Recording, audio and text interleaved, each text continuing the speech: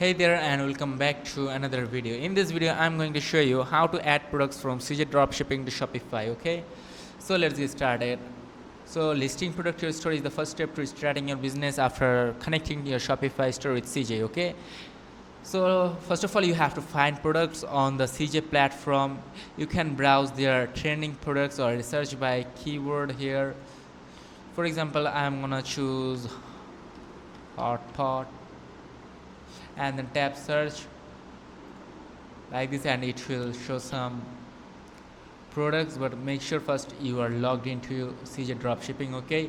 Then you have to click list to import the product on your store, then list it now or add the product to my products and list it to store later, okay? If you want to charge your customer extra fee, tax fee, then click the charge tax option. If there is no choice in the drop down box, please click add to enter a new one. So they recommend you to enter your store name in the vendor section. Remember to select the shipping method and destination country for the estimated shipping cost, okay? Then you can check the listed products in store products listing records and in your store.